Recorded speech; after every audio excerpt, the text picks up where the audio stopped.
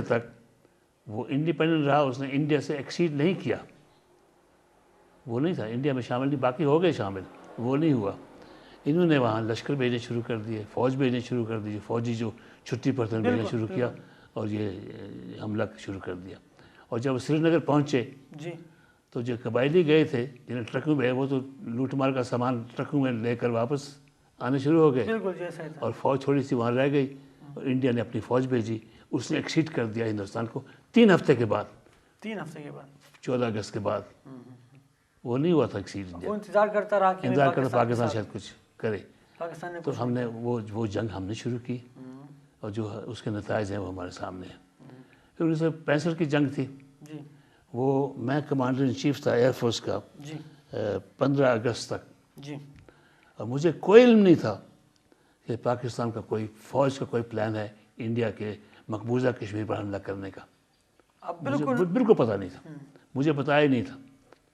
तो मैंने अखबार में पढ़ा रिटायर होने के बाद 15 अगस्त के बाद, अगस्त के चंद दिनों में, कि हमारे टैंक भेजे गए अखनूर के पीछे, अखनूर हिंदुस्तान का इलाका था, जी कब्ज़े में था, उनके पीछे टैंक भेजे गए हैं, फ़ौज भेजी गई है।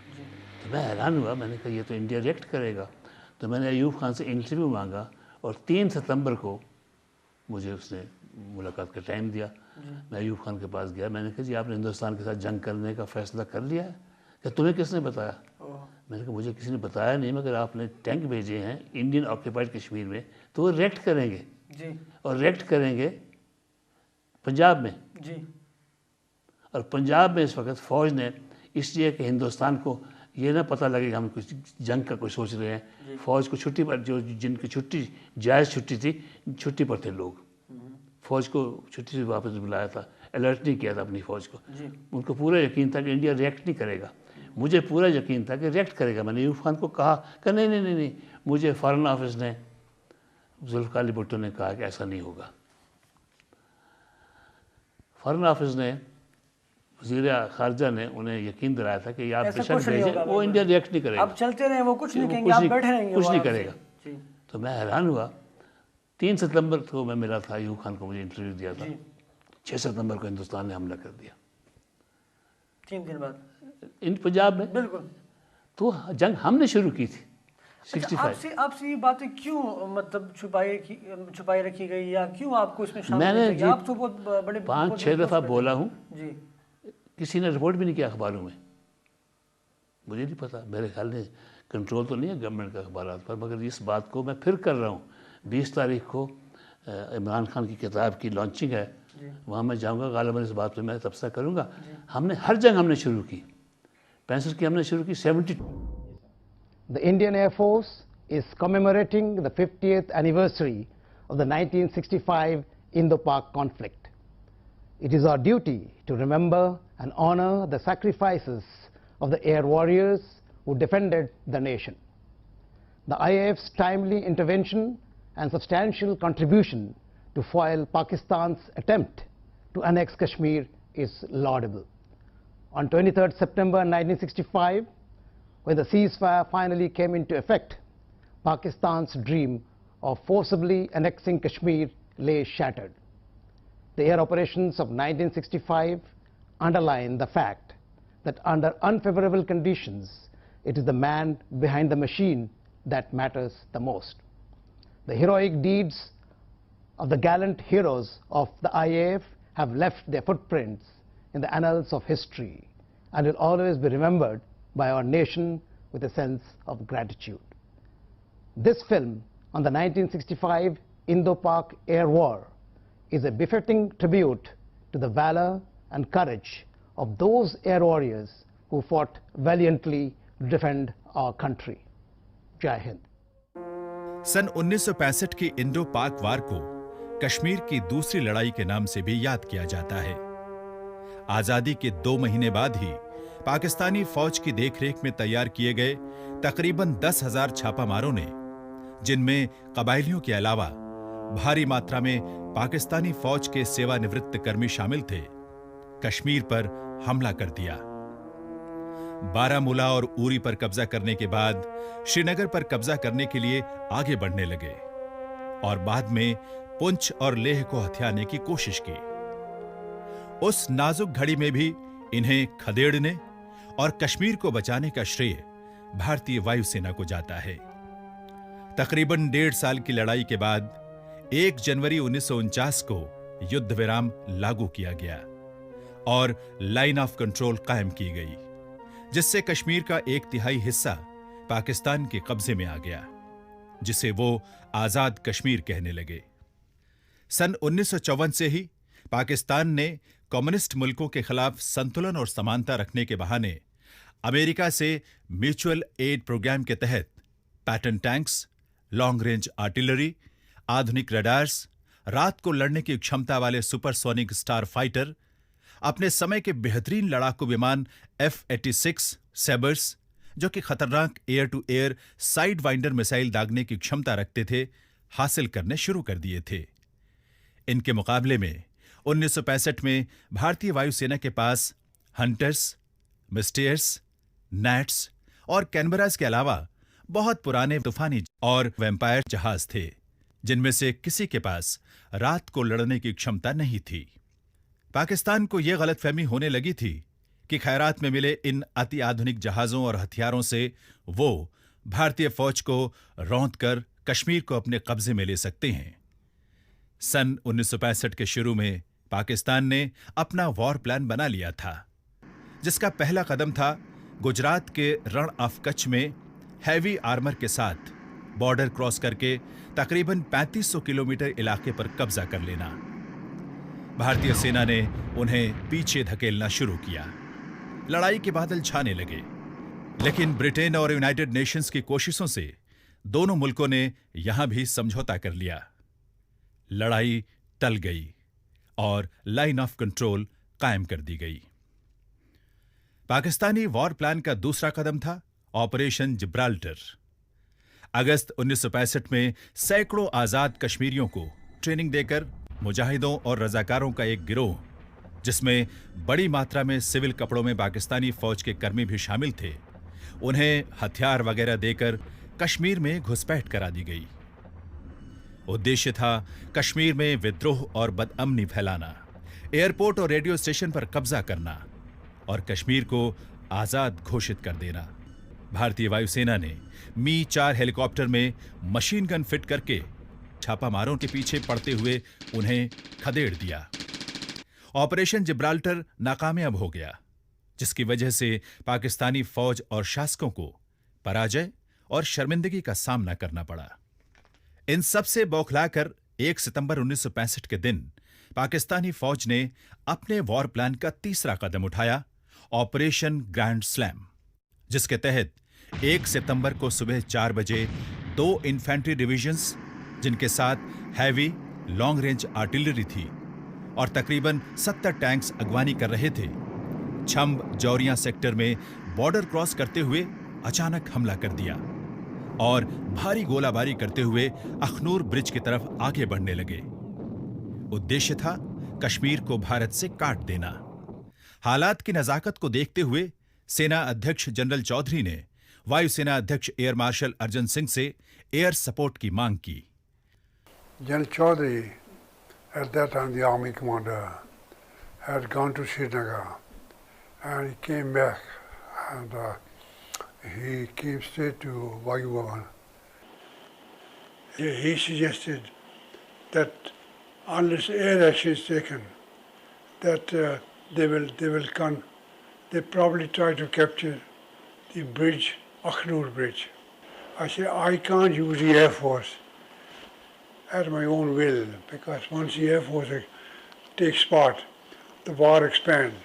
I said, therefore, I would ask you, let's go and see the defense minister. रक्षा मंत्री श्री वाई.बी. चौहान से आज्ञा मिलने के बाद 1 घंटे से भी कम समय में छंब जौरिया सेक्टर के निकटतम भारतीय एयरबेस पठानकोट से भारतीय वायुसेना के फाइटर बॉम्बर विमान उड़ान भरकर बढ़ती हुई पाकिस्तानी फौज पर गोलाबारी कर रहे थे। जब हमले का आदेश मिला, शाम ढल रही थी। उस समय वैम्पायर जहाज पूरी तरह से आर्म्ड और फ्यूल्ड तैयार थे, इसलिए उन्हें पहले भेजा गया। वैसे भी मिस्टियर्स के पायलट ज्यादा तजुर्बेकार होने की वजह से अंधेरा हो जाने की सूरत में ऑपरेशंस के लिए ज्यादा मुनासिब समझे गए। स्क्वाड्रन लीडर धार के नेतृत्व में जाने वाली वैम्पायर्स की पहली फॉर्मेशन के हमलों के दौरान एक वैम्पायर को एक फायर लगा और उन्हें इजेक्ट करना पड़ा। ऐसी स्थिति में बचकर निकल जाने की बजाय फ्लाइट लेफ्टिनेंट सोंधी और फ्लाइंग ऑफिसर पाठक सैबर्स को इंगेज करने के लिए मुड़े। सोंधी ने रफीकी पर फायर किया, लेकिन वो असफल हो गए। उसी वक्त पीछे से आने वाले एक सैबर ने पाठक के वैम्पायर को मार गिराया। फ्यूल कम होने के कारण सोंधी को वापस लौटना पड़ा। इन सब की परवाह किए बगैर वैम्पायर्स की तीसरी फॉर्मेशन ने लड़ाई के मैदान में जाकर पाकिस्तानी टैंक्स और व्हीकल्स पर गोलाबारी शुरू कर दी। अंधेरा हो जाने के बावजूद नंबर 3 और नंबर 31 स्क्वाड्रन के मिस्टियर्स ने 16 अटैक सॉर्टीज की, जिनमें से 8 सॉर्टीज का नेतृत्व 31 स्क्वाड्रन के सीओ विंग कमांडर गुडमैन ने किया। मिस्टियर्स अति प्रभावशाली और मजबूत ग्राउंड अटैक जहाज था, जो कि भारी मात्रा में बम, रॉकेट और असलहा ले जा सकता था। अगली 8 सॉर्टीज में नंबर 3 स्क्वाड्रन के फ्लाइट लेफ्टिनेंट त्रिलोचन सिंह और दुरई स्वामी ने जमकर हमले किए। मैदाने जंग में दुश्मनों के टैंक्स और व्हीकल्स जलते हुए नजर आ रहे थे। हैरानी की बात यह थी कि इस दौरान कोई भी सैबर इस बमबारी को रोकने के लिए वहां नहीं आया। तकरीबन 1.5 घंटे के अंदर पाकिस्तानी फौज के 13 टैंक्स, 2 भारी तोपें और लगभग 62 व्हीकल्स तबाह कर दिए गए थे और पाकिस्तानी फौज की गतिविधियां बिल्कुल धीमी पड़ गई थीं। विंग कमांडर गुडमैन के लफ्जों में, पाकिस्तानी फौज मिस्टियर्स को कभी नहीं भूल पाएगी। जब हमारे घर में आग लग जाती है तो हम फायर ब्रिगेड का इंतजार नहीं करते। जो भी पानी सामने आए, चाहे वो बाल्टी में हो चाहे जग में, हम आग पर फेंक देते हैं। मिस्टियर पायलट ज़्यादा अनुभवी थे। इस वक्त शाम का टाइम था, अंधेरा होने वाला था। ये समझा जाता था कि मिस्टियर पायलट सिचुएशन को अच्छी तरह हैंडल कर पाएंगे, इसलिए वैम्पायर पहले भेजे गए और उसके बाद मिस्टियर्स। नेट्स की 23 स्क्वाड्रन की डिटैचमेंट एक स्किलफुल और साहसी pilot squadron leader Johnny green के नेतृत्व में कुछ चुनिंदा पायलट्स के साथ पठानकोट लाई गई, ताकि ग्राउंड अटैक करने वाले जहाजों को टॉप कवर दे सकें और सैबर के पायलट्स को सबक सिखा सकें, जिन्होंने अपने से बहुत कमजोर और पुराने वैम्पायर जहाजों को गिराकर तारीफें बटोरी थीं। नेट्स के पायलट्स में इस कदर उत्साह और आत्मविश्वास था कि वो बेचैनी से सुबह होने का इंतजार कर रहे थे। 3 सितंबर को एक दिलेर और साहसी प्लान के तहत सुबह 7 बजे 4 मिस्टियर्स जहाज उड़ान भरकर 1500 फुट की ऊंचाई पर अखनूर की ओर बढ़ने लगे। उनके नीचे तकरीबन 300 फुट की ऊंचाई पर स्क्वाड्रन लीडर जॉनी ग्रीन के नेतृत्व में 4 नेट्स उड़ रहे थे और उनके नीचे 100 फुट की ऊंचाई पर स्क्वाड्रन लीडर ट्रेवर कीलर के नेतृत्व में 4 नेट्स की दूसरी फॉर्मेशन जा रही थी। पाकिस्तानी रडार ने अपने सैबर्स और स्टार फाइटर्स को मिस्टियर्स की तरफ वेक्टर किया। ये एक चाल थी जिसमें सैबर्स फंस गए, क्योंकि अखनूर पहुंचने से 30 सेकंड पहले मिस्टियर्स ने नीचे डाइव किया और अपने बेस की तरफ वापस लौट आए और हमारे नेट्स रॉकेट्स की तरह ऊपर तेजी से बढ़ते हुए 90 सेकंड में 30,000 फुट की ऊंचाई पर पहुंचकर एडवांटेजियस पोजीशन से सैबर्स पर झपट पड़े। सैबर्स बौखलाहट में बचने की कोशिश करते हुए नेट्स के पीछे आने का प्रयास कर रहे थे। ट्रेवर कीलर ने दाहिनी तरफ से एक सैबर को ग्रीन के पीछे आते देखा और वार्निंग कॉल दी। ग्रीन ने फौरन डिफेंसिव ब्रेक लिया और कीलर फुर्ती से उस सैबर के पीछे आ गया और 450 गज पर आते हुए उस पर गोलियां दाग दी। फिर एक्सेलरेट करते हुए 200 गज नजदीक पहुंचकर गोलियों की एक और बौछार कर दी। सैबर में आग लग गई और वो क्षतिग्रस्त हो गया। इतने में फ्लाइट लेफ्टिनेंट पठानिया एक और सैबर के पीछे आते हुए क्लोज इन कर रहे थे, लेकिन एक स्टार फाइटर ने बीच में डाइव करते हुए उसे नाकाम कर दिया। सैबर्स को अपने बेहतर फ्लाइंग स्किल से बेबसी का एहसास दिलाकर फ्यूल कम होने की वजह से नेट्स वापस लौट आए। ट्रेवर कीलर सैबर को मारने वाले भारतीय वायुसेना के पहले पायलट बने, जिसके लिए उन्हें वीर चक्र से सम्मानित किया गया। हमारे मिस्टियर्स जहाज छम्ब जौरिया सेक्टर में पाकिस्तानी फौज पर लगातार हमले कर रहे थे। इनको टॉप कवर देने वाले नेट के पायलट्स ने हमारी फौज पर हमला करते हुए सैबर्स को देखा तो उनकी तरफ झपटे। सैबर्स ने बच निकलने की कोशिश की। फ्लाइट लेफ्टिनेंट पठानिया ने एक सैबर को अखनूर ब्रिज की तरफ जाते देखा तो उसके पीछे लग गए।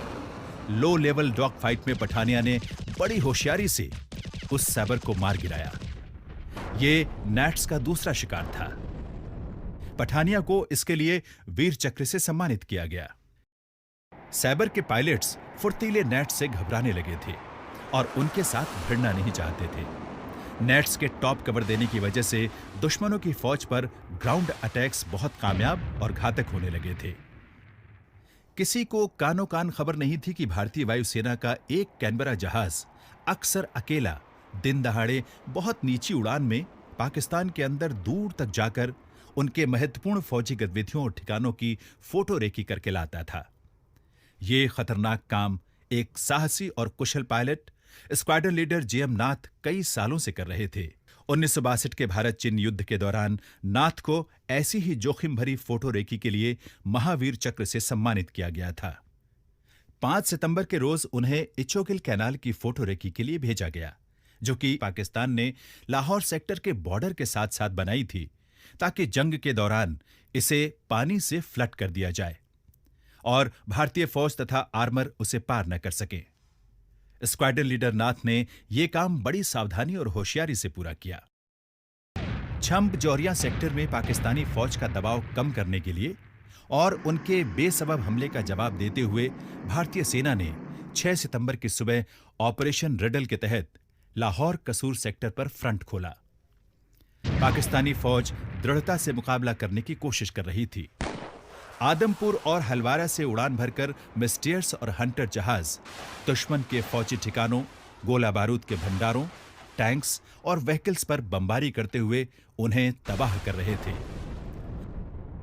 विंग कमांडर ओमी तनेजा के नेतृत्व में मिस्टियर्स ने पेट्रोल टैंकर ले जा रही एक मालगाड़ी को तबाह कर दिया।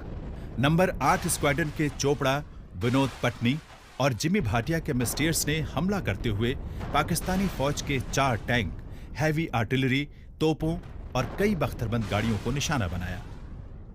पाकिस्तान में सुबह प्रेसिडेंट अयूब खान की सदारत में हुई ज्वाइंट चीफ्स ऑफ स्टाफ की मीटिंग में भारत के खिलाफ जंग का ऐलान करते हुए यह फैसला लिया गया था कि 60 लड़ाकू तथा बॉम्बर जहाजों द्वारा एक ही वक्त पर बॉर्डर क्रॉस करते हुए भारत के पठानकोट, आदमपुर, हलवारा और जामनगर हवाई अड्डों तथा अमृतसर और फिरोजपुर रडार को प्री एम्प्टी हवाई हमले से अचंभित बमबारी करते हुए उन्हें तबाह कर दिया जाए, ताकि लड़ाई के दौरान भारतीय वायुसेना उन्हें इस्तेमाल न कर सके।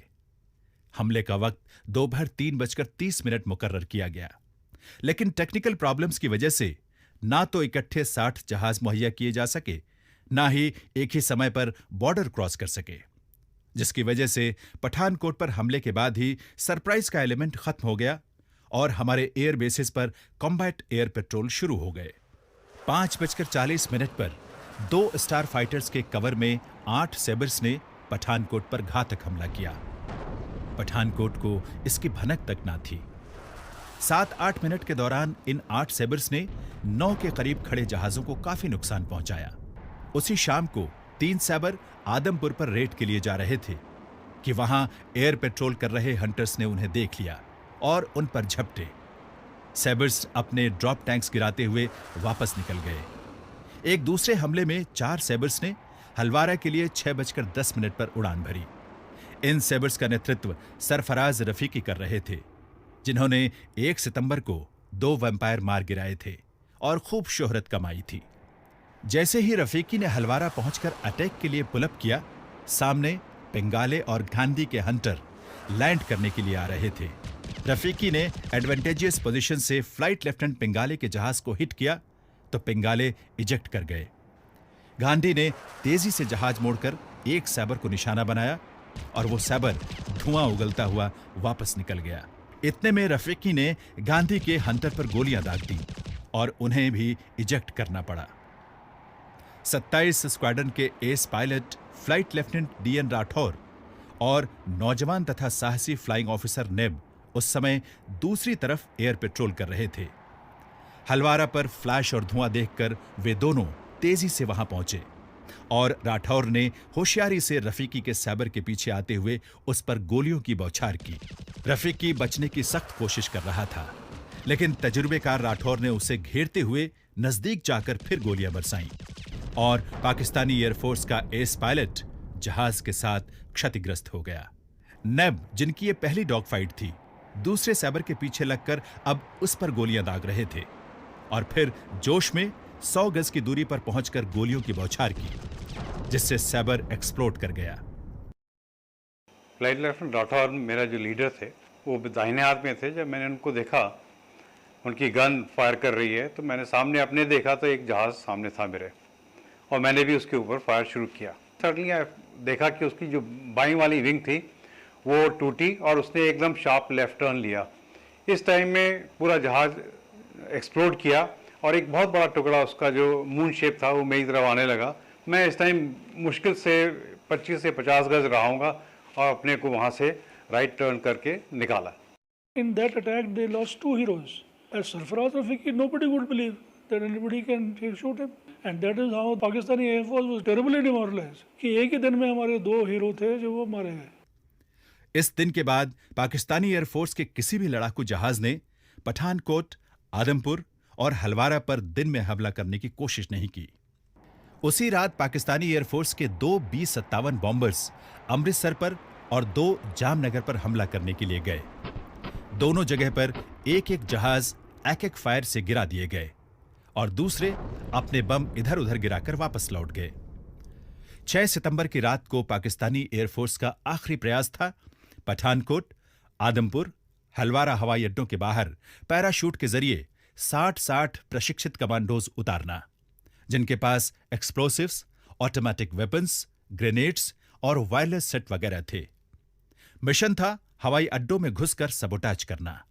उन 180 में से 22 के करीब मुठभेड़ में मारे गए, 136 गिरफ्तार कर लिए गए और बाकी बचते बचाते सरहद तक पहुंच गए। रात को जब एयर मार्शल अर्जन सिंह ने रक्षा मंत्री को पठानकोट में होने वाले नुकसान के बारे में बताया तो उन्होंने कहा, बीते हुए कल को भूल जाइए और आने वाले कल के बारे में सोचिए और दुश्मन को करारा जवाब दीजिए। See, Chavan was the man of few words. He just things like, go ahead, up to you. 6 सितंबर की रात तक भारत एक सीमित लड़ाई लड़ रहा था और कभी किसी पाकिस्तानी हवाई अड्डे पर हमला नहीं किया था, लेकिन अब जवाब देने का वक्त आ गया था। भारतीय वायुसेना को पाकिस्तान के सरगोदा हवाई अड्डे की अहमियत और टैक्टिकल इंपॉर्टेंस मालूम थी। इसलिए सरगोदा और उसके इर्द गिर्द 4 सैटेलाइट हवाई अड्डों पर भारी बमबारी का प्लान बनाया गया। सुबह 5:30 पर number 1 squadron Mysteres wing commander Taneja के नेतृत्व में 2 फॉर्मेशंस में 150 किलोमीटर का फासला बहुत नीची उड़ान में तय करके सरगोदा पहुंचे और पुलअप करके अपने बम और रॉकेट उनके हैंगर्स और वाइटर इंस्टॉलेशन पर दागने के बाद रनवे पर खड़े सैबर्स और एक स्टार फाइटर को निशाना बनाया। इतने में गश्त करने वाले पाकिस्तानी जहाज वहां पहुंच गए। जब मिस्टियर्स वहां से निकलने के लिए नीचे डाइव कर रहे थे तो एक स्टार फाइटर ने सबसे पीछे वाले मिस्टियर, जिसके पायलट स्क्वाड्रन लीडर दिवाया थे, उस पर साइड वाइंडर मिसाइल फायर की, मगर दिवाया ने फुर्ती से जहाज मोड़ते हुए खुद को बचा लिया। सुपरसोनिक स्टार फाइटर तेजी से मिस्टियर्स के नजदीक पहुंचा और उसके पायलट अमजद हुसैन ने अपनी 6 बैरल वाली वुल्कन गन के फायर से दिवाया के जहाज को हिट किया और खुद वापस लौटने के लिए मुड़ने लगा। दिवाया जान चुके थे कि अब वो वापस नहीं पहुंच सकते, लिहाजा उन्होंने स्टार फाइटर से लड़ने के लिए अपने मिस्टियर पर काबू रखते हुए उसे मोड़ा और मिस्टियर की पावरफुल गन से गोलियों की बौछार कर दी, जिससे स्टार फाइटर लड़खड़ाने लगा। बौखलाकर अमजद हुसैन ने इजेक्ट कर दिया। दिवाया का जहाज बेकाबू होते हुए उनके साथ ही क्रैश कर गया। दिवाया की दिलेरी और जांबाजी शायद किसी को पता न चलती, लेकिन 1971 की लड़ाई में अमजद हुसैन का स्टार फाइटर अमृतसर के ऊपर डॉग फाइट में मार गिराया गया और अमजद हुसैन बेल आउट कर गया और बंदी बना लिया गया। तब उसने 7 सितंबर 1965 की इस डॉग फाइट के बारे में बताया। 1979 में जब official history of Pakistan in 1965 war छपी तो उसमें अमजद हुसैन की इस डॉग फाइट के बारे में भी लिखा गया और स्क्वाड्रन लीडर दिवाया को मरणोपरांत महावीर चक्र से सम्मानित किया गया। गिरते हैं शहसवार ही मैदान जंग में, वो तिफल क्या गिरेगा जो घुटनों के बल चले। जब एक सिपाही या हवाबाज जंग में जाता है तो सर पे कफन बांध के जाता है और अपने देश के लिए अगर जरूरत भी पड़े तो अपनी जान भी कुर्बान करने को तैयार होता है। जिस वक्त नंबर 1 स्क्वाड्रन के मिस्टियर्स सरगोधा पर बॉम्बिंग कर रहे थे, उसी समय स्क्वाड्रन लीडर मिकी जटार के नेतृत्व में नंबर 8 स्क्वाड्रन के मिस्टियर्स ने भक्तावाला पर बम्बार्डमेंट करते हुए वहां 2 सैबर्स को नष्ट किया और फिर रनवे को डैमेज करके वापस लौट गए। तीसरी रेड स्क्वाड्रन लीडर जोग के नेतृत्व में 27 स्क्वाड्रन के हंटर्स ने की और छोटा सरगोधा और सरगोधा पर बमबारी की। स्क्वाड्रन लीडर हांडा के नेतृत्व में कहाय, राजकुमार और डीएस बराड़ का मिशन बहुत कामयाब रहा। दिन दहाड़े लो लेवल उड़ते हुए अनडिटेक्टेड सरगोधा पहुंचकर उनके फ्यूल डंप्स को उन्होंने तबाह किया और ओआरपी पर खड़े सैबर्स को नष्ट कर दिया। इसके बाद हैंगर्स पर बमबारी की और दूसरे फ्यूल डंप को तबाह किया, साथ ही कुछ और सैबर्स को भी क्षतिग्रस्त कर दिया। इनके पीछे सैबर्स और स्टार फाइटर स्क्रैम्बल किए गए, लेकिन ये चारों होशियारी से बहुत लो लेवल पर जिगजैग फ्लाई करते हुए वापस पहुंच गए। हम टारगेट पे पहुंचे और हमने देखा पाकिस्तानी के F-104 और सेबर्स पार्क थे। हांडा जैसे ही डाइव में गए और अटैक किया, हवाई जहाज ब्लो अप कर गया। बाकी हमारे पास बॉम्ब थे, हमने बॉम्ब भी फेंके और बाकी टारगेट्स को गन्स के साथ एंगेज किया। उसके बाद जब हम निकले तो एयरफील्ड पे काफ़ी डैमेज थी और आग लगी हुई थी एयरफील्ड पे। उस दिन सरगोधा पर मिस्टियर्स और हंटर्स ने 26 हमले किए और भारी नुकसान पहुंचाया। ईस्टर्न सेक्टर में बैरकपुर से उड़ान भरते हुए वेम्पायर्स ने जैसोर पर बमबारी की। 16 स्क्वाड्रन के 2 कैनवराज ने पीट विल्सन के नेतृत्व में चिटागोंग पर बमबारी की। गुवाहाटी से हंटर्स ने उड़ान भरते हुए कुर्मी टोला पर हमले किए और हाशिमारा से उड़कर तूफानीज ने लाल मुनीर हाट पर अटैक किए। जवाबी हमलों में 5 सैबर्स ने कलाई कुंडा पर अटैक करके कुछ जहाजों को नुकसान पहुंचाया, लेकिन जब वो दूसरी बार हमला करने आए तो एयर पेट्रोल कर रहे फ्लाइट लेफ्टिनेंट कुक और फ्लाइंग ऑफिसर मैमगन के हंटर्स से सामना हो गया। कुक एक साहसी और जोशीले पायलट थे। आते ही 2 सैबर्स को एंगेज करते हुए उन पर उन्होंने गोलियां बरसानी शुरू कर दी। लो लेवल डॉग फाइट में सैबर्स को बार बार अपनी गन साइट में लेते हुए उन पर निशाने साधे। एक सैबर क्रैश कर गया और 2 धुआं उगलते हुए वापस निकल गए। मैमगेन ने चौथे सैबर को मार गिराया। 1 सितंबर की सवेरे पाकिस्तान ने गोलाबारी करके ऑपरेशन ग्रैंड स्लैम शुरू किया। मेरे लिहाज से जब हमारे मिस्टियर और वैम्पायर जहाज़ों ने उन पर हमला किया, उसी वक्त उसी शाम को ही पाकिस्तान का ग्रैंड स्लैम फेल हो गया और उनकी आशाएं कि हम अखनूर पर कब्जा कर लेंगे वो सब चूर चूर हो गई। और पाकिस्तान ने फ्रस्ट्रेशन में 6 सितंबर को हमारे फॉरवर्ड एयर बेसिस पे प्रीएम्प्टिव स्ट्राइक की और उस रात उन्होंने पैरा कमांडोज गिराए। ये बचकानी हरकत बिल्कुल फेल हो गई और अगले दिन जब हमने उनके सरगोदा कॉम्प्लेक्स पर जोर तोड़ से बॉम्बिंग की, उनके बिल्कुल होश उड़ गए। भारतीय वायुसेना ऑपरेशंस में स्थिर हो चुकी थी। खेमकरन सेक्टर में 4th इन्फेंट्री डिविजन्स ने संकट में एयर सपोर्ट की मांग की। स्क्वाड्रन लीडर बिश्नोई के नेतृत्व में 4 हंटर्स भेजे गए, जिन्होंने Pakistani tanks, artillery, heavy vehicles और कम्युनिकेशन लाइंस की निशानदेही करते हुए उन्हें भारी नुकसान पहुंचाया और एक असलहे से लदी हुई ट्रेन को नष्ट कर दिया। लेकिन फायर करने के बाद जैसे ही मैंने पुल अप किया और लेफ्ट को टर्न किया और मैंने ऐसे थोड़ा सा बैक में गया, तब मैंने देखा सब ट्रेन इंजन से लेके लास्ट डब्बे तक आग लगी हुई थी।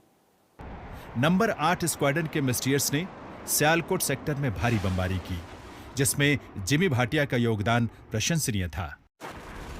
उन्होंने 2 टैंक और कई बख्तरबंद गाड़ियों को नष्ट किया। और जब वहाँ पहुँचे तो वहाँ इतने सारे हमने एनिमी टैंक्स देखे कि उनको देख के हमको मज़ा आ गया कि इतने टारगेट्स हमको मिल रहे हैं। उसके बाद हम सब लोगों ने 2-2, 3-3 अटैक किए उनके ऊपर और 7 या 8 टैंक्स हमने नष्ट किए। खेमकरन सेक्टर में नंबर 27 और 7 स्क्वाड्रन के हंटर्स ने दुश्मनों पर गोलीबारी करते हुए अपनी फौज को क्लोज सपोर्ट दी। खेमकरन में हंटर्स की दूसरी वेव का नेतृत्व बिश्नोई कर रहे थे, जिन्होंने एक जगह 3 टैंक देखे और डाइव करते हुए उन पर रॉकेट्स की बौछार कर दी और टैंक्स को जलता हुआ छोड़कर निकल गए।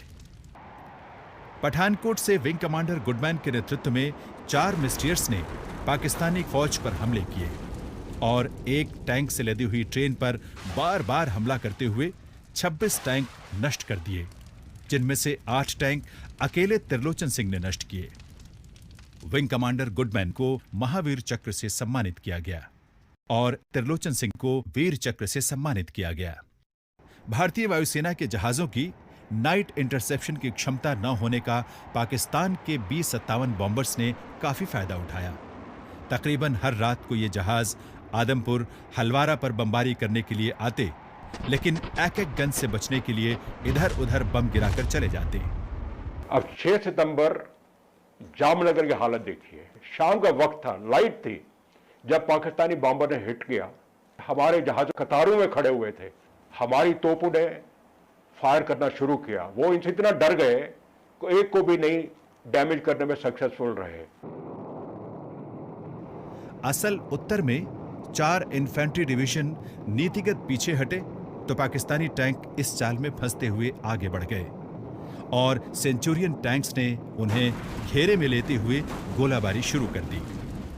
हलवारा से 2 हंटर और पठानकोट से 2 मिस्टियर्स बुलाए गए, जिन्होंने टैंक्स पर जमकर बमबारी की और भारी नुकसान पहुंचाया। आगरा से कैनबराज लाहौर और कसूर सेक्टर पर लगातार रात को बमबारी करते रहे। नंबर 5 स्क्वाड्रन के CO wing commander PP Singh को दूर तक दुश्मन के इलाके में जाकर फोटो रेकी और बॉम्बिंग मिशंस को कामयाबी से लीड करने के लिए महावीर चक्र से सम्मानित किया गया। 11 सितंबर को 8 स्क्वाड्रन के मिस्टियर्स ने 5 मिशंस किए, जिसमें कसूर सेक्टर में रेलवे ब्रिजेस को तबाह किया, लाहौर सेक्टर में आर्टिलरी बंकर्स को तबाह किया और पाकिस्तान के फौजी ठिकानों को निशाना बनाया। 8 स्क्वाड्रन के मिकी जटार, टीसी चोपड़ा, विनोद पटनी और जिमी भाटिया का आपस में तालमेल, हौसला और साहस काबिले तारीफ रहा और इनके हमले काफी कामयाब रहे।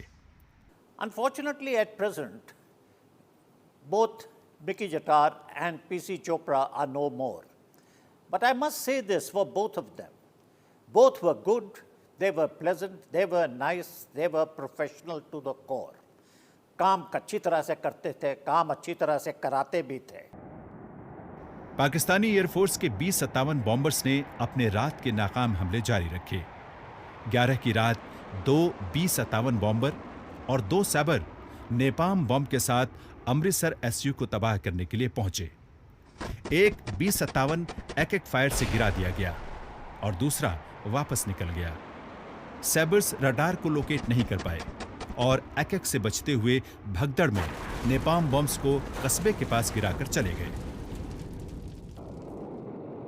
भारतीय सेना ने सियालकोट सेक्टर में भारी हमला करते हुए फिल्लौरा पर कब्जा किया। स्क्वाड्रन लीडर हांडा के नेतृत्व में नंबर 1 स्क्वाड्रन के मिस्टियर्स ने सुबह 6 बजे से हमले करने शुरू कर दिए।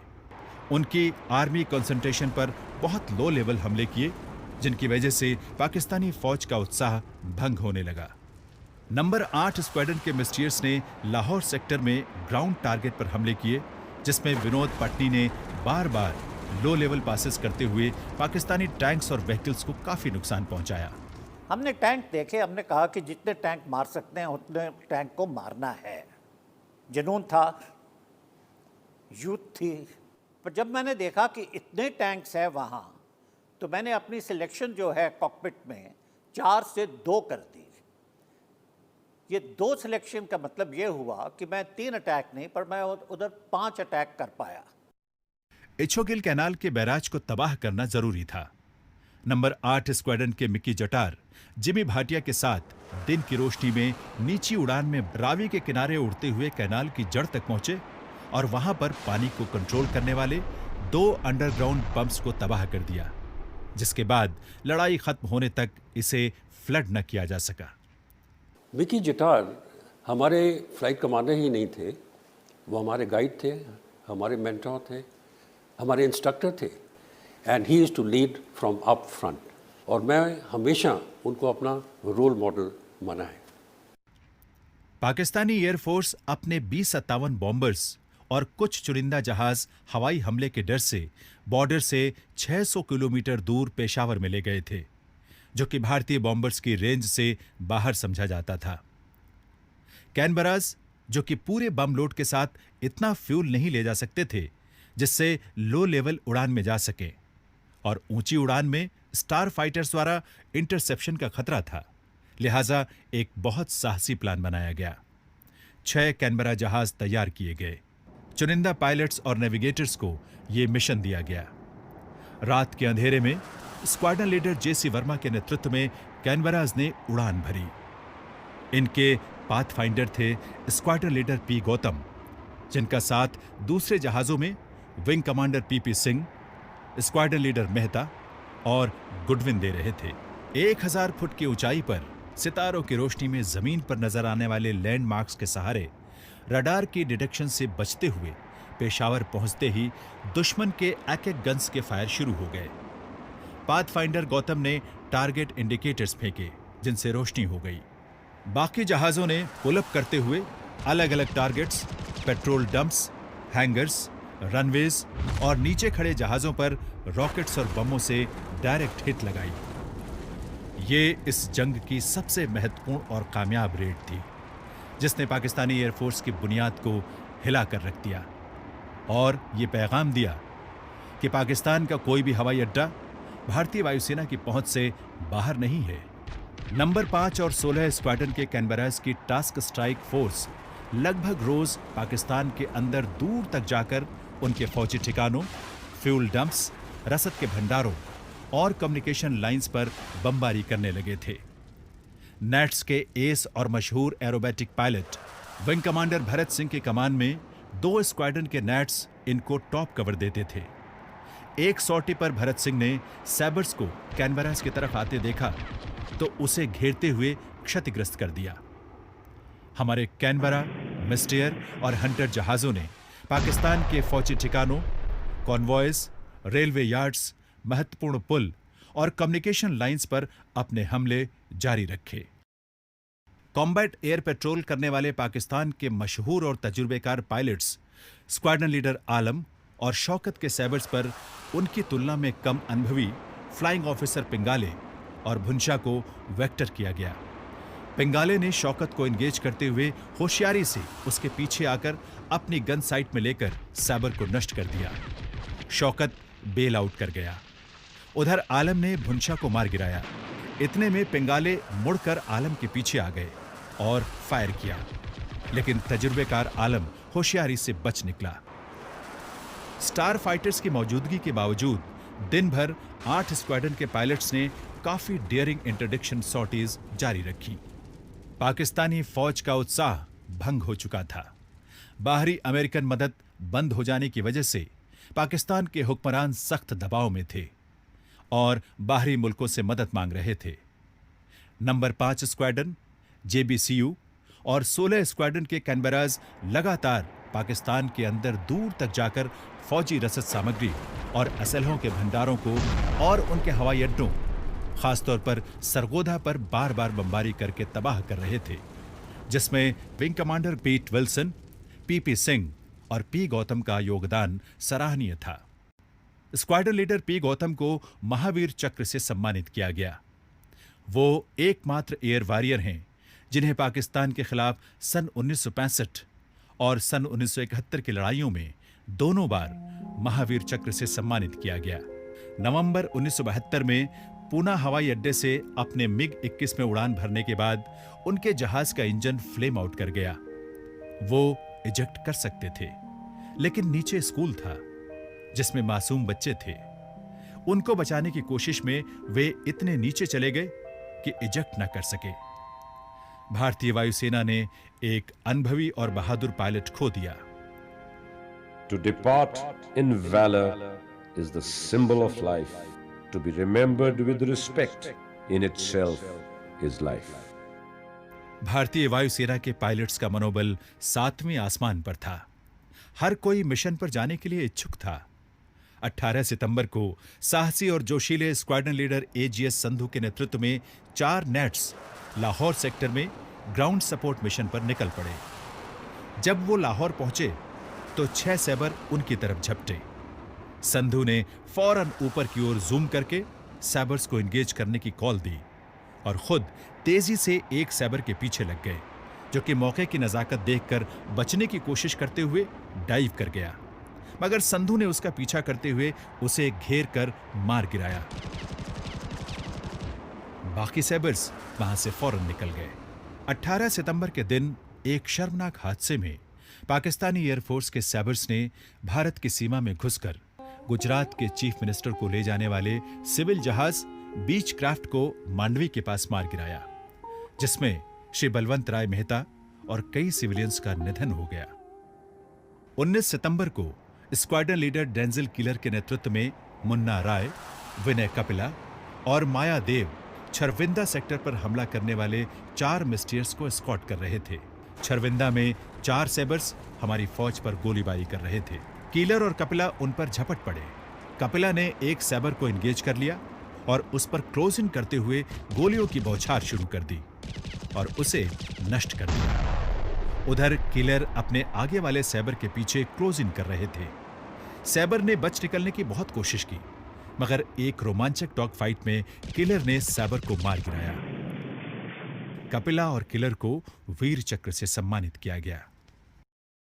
उसके बाद हम लोग 2 दफा सिजर्स, हम लोग कहते हैं सिजर्स किया, और तीसरा वाला में हम बैरल करके इस तरफ आ गया, तो वो हमको देख नहीं पाया। ये lost site of me and therefore ऐसे वो कर रहा था, हमें पता लग गया कि अभी वो देख नहीं पाया, इसलिए हम एकदम उस पर अटैक हमला किया।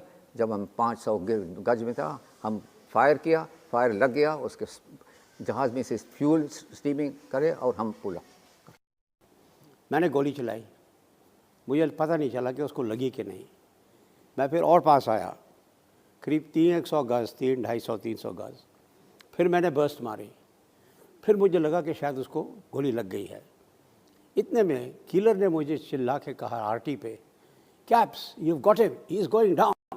कि इस लड़ाई में 65 में कम से कम 6 या 7 बार नेट की गन जाम हुई हैं, जबकि हमारे जहाज़ नेट बिल्कुल सेबर के पीछे बिल्कुल फायरिंग पोजीशन पे बैठे हुए थे और वो कुछ नहीं कर पाए। अगर ये गन जाम प्रॉब्लम नहीं होती नेट में, तो हमने कई और सेबर नष्ट कर दिए होते। पाकिस्तान के पास बेहतरीन लड़ाकू जहाज, आधुनिक टैंक्स और आर्टिलरी के अलावा सबसे बड़ा हथियार उनके अति आधुनिक जीसीआई रडार थे। 20 सितंबर को खेमकरन सेक्टर में 4 सैबर को एंगेज करने के लिए 2 हंटर्स और 2 नैट्स स्क्रैम्बल किए गए। साकेसर रडार दोनों तरफ से जहाजों की गतिविधियों पर नजर रखते हुए सैबर्स को गाइड कर रहे थे, लेकिन अमृतसर रडार दुश्मन के सैबर से संपर्क टूट जाने की वजह से खामोश था। हमारे जहाज वापस लौट पड़े। पाकिस्तानी रडार ने सैबर्स को शूटिंग पोजीशंस में रखा हुआ था और वे मौके की तलाश में थे। उन्होंने हंटर्स को मार गिराया। हमारे नाइट के पायलट फ्लाइट लेफ्टिनेंट मजुमदार वापस मुड़े और एक सैबर को एंगेज करते हुए उसे मार गिराया। बाकी सैबर्स बचकर निकल भागे। कैनबरास की आखिरी स्ट्राइक बहुत महत्वपूर्ण और कामयाब स्ट्राइक थी। बादिन का रडार, जो कि पूरी लड़ाई में भारतीय वायुसेना को कांटे की तरह खटकता रहा, स्क्वाड्रन लीडर जीएम नाथ बड़ी होशियारी से एक दिन पहले उसकी तस्वीरें खींचकर लाए थे, जिसके आधार पर रेड प्लान की गई। पीट विल्सन के नेतृत्व में बमों से लदे 6 गैनबरा जहाज रात को बादिन पहुंचे और तकरीबन 28,000 पाउंड बम और 19 रॉकेट्स दागकर पूरे रडार को खाक में मिला दिया। तमाम कैनबराज हिफाजत से वापस लौट आए। विंग कमांडर विल्सन को वीर चक्र से सम्मानित किया गया और स्क्वाड्रन लीडर जीएम नाथ को एक बार फिर महावीर चक्र से सम्मानित किया गया। शुरू से ही अमृतसर का राडार पाकिस्तान की नजरों में खटक रहा था। तकरीबन हर रात को पाकिस्तान के B-57 बॉम्बर्स और सैबर्स इसे नष्ट करने की कोशिश में हमला करते रहे, लेकिन एंटी एयरक्राफ्ट गन्स की कारगर निशानेबाजी, जिसने कई जहाज गिरा दिए, ऊंचे दर्जे की कैमोफ्लेजिंग व जगह बदलते रहना और विंग कमांडर डंडा पानी की काबिल रहनुमाई की वजह से पाकिस्तान इसे लड़ाई के आखिर तक नुकसान न पहुंचा सका। दोनों देशों पर लगातार यूनाइटेड नेशंस और दूसरे बड़े मुल्कों का लड़ाई बंद करने का दबाव पड़ रहा था। सीज फायर लागू होने की अफवाहें फैलने लगी थीं, जो कि इस वक्त पाकिस्तान के हित और फायदे में थीं। हालांकि एयर मार्शल अर्जन सिंह इसके हक में नहीं थे। पाकिस्तान को सबक सिखाया जा सकता था, क्योंकि भारतीय वायुसेना पूरी एयर सुपीरियरिटी हासिल कर चुकी थी। I had definitely recommended that I think we should not accept the ceasefire. How can you accept ceasefire when you got the upper hand? 23 सितंबर को सुबह 3:30 से युद्ध विराम लागू कर दिया गया। ये वो कर्म योद्धा हैं जिन्होंने इस लड़ाई में बेमिसाल हिम्मत, साहस और शौर्य का परिचय दिया। इन्हें भी वीर चक्र से सम्मानित किया गया।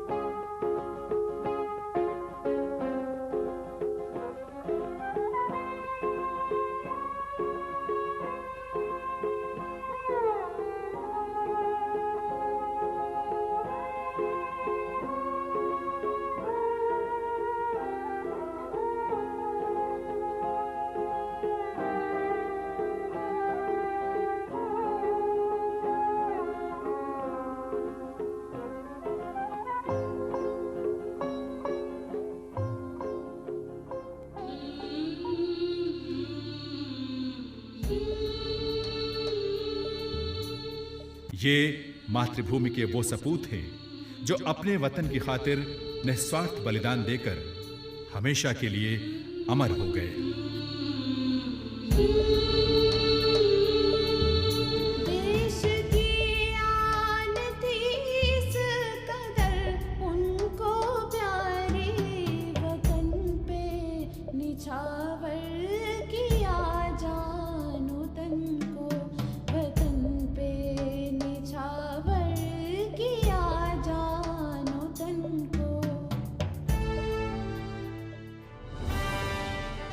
उन्नीस 1965 का युद्ध खत्म हो गया, लेकिन इसने भारतीय सेना को कई सबक सिखाए, जिनकी पूर्ति करते हुए और अपनी कमियों को दूर करते हुए तथा पाकिस्तान के नापाक इरादों को हमेशा जहन में रखते हुए खुद को आने वाले समय के लिए तैयार कर लिया। और इतिहास इस बात का गवाह है कि सन 1971 की लड़ाई में पाकिस्तान को वो सबक सिखाया जिसे वो कभी नहीं भूलेगा।